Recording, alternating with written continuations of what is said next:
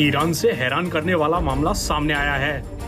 दावा है कि पिछले 3 महीनों में ईरान के कई स्कूलों में सैकड़ों लड़कियां अपनी क्लास में हानिकारक धुएं से प्रभावित हुईं और उनमें से कुछ की हालत इतनी गंभीर हो गई कि उन्हें अस्पताल जाना पड़ा। न्यूज एजेंसी एपी के मुताबिक ईरान के अधिकारियों ने शुरुआत में इन घटनाओं को खारिज कर दिया था, लेकिन अब उन्हें जानबूझकर अंजाम दिए गए हमलों के रूप में बताया है। ऐसी अटकलें हैं कि इन घटनाओं का मकसद लड़कियों को स्कूल जाने से रोकना हो सकता है। ईरान में ये घटनाएं ऐसे वक्त में सामने आई हैं जब पिछले साल मोरालिटी पुलिस द्वारा गिरफ्तारी के बाद सितंबर में महसा अमनी की मौत के साथ कई महीनों तक विरोध प्रदर्शन जारी रहे। एपी की रिपोर्ट में बताया गया है कि ईरान की राजधानी तेहरान से लगभग 125 किलोमीटर दक्षिण पश्चिम में स्थित कोम में नवंबर के अंत में इस तरह के शुरुआती मामले सामने आए। शिया समुदाय के लिए पवित्र इस शहर में छात्राएं बीमार पड़ गईं। वे दिसंबर में फिर से बीमार पड़ गईं। छात्राओं ने सिरदर्द, बेचैनी, सुस्ती महसूस करने या चलने फिरने में असमर्थ होने की शिकायत की। शुरुआत में प्रशासन ने ऐसे मामलों में कोई खास एंगल नहीं देखा।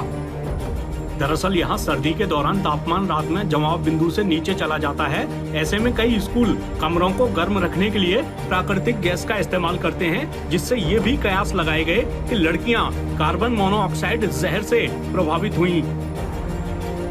मगर प्रभावित स्कूलों में केवल किशोरियों को ही पढ़ाया जाता है, जिससे संदेह पैदा हुआ कि ये आकस्मिक नहीं था। फिर जब बाकी जगह भी इस तरह के मामले सामने आए तो अधिकारी दावों को गंभीरता से लेने लगे।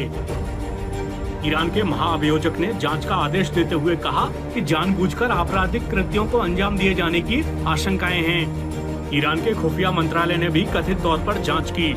रविवार को ईरान की सरकारी समाचार एजेंसी इरना ने कई खबरें प्रसारित की, जिनमें अधिकारियों ने संकट के गहराने की बात स्वीकार की।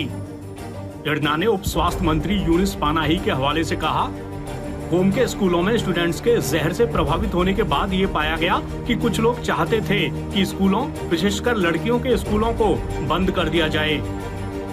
संसद सदस्य और शिक्षा समिति से जुड़े अली रजा मोनादी ने कहा कि जानबूझकर इन घटनाओं को अंजाम दिया गया।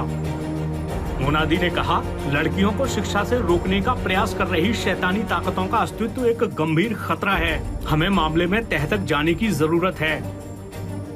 ईरान में महिलाओं पर हमले की घटनाएं पहले भी हुई हैं। सबसे हालिया समय में 2014 में इस्फहान में महिलाओं पर तेजाब फेंकने की कई घटनाएं हुई। उस समय माना गया था कि महिलाओं को उनके परिधान के चलते कट्टरपंथी उन्हें निशाना बना रहे थे।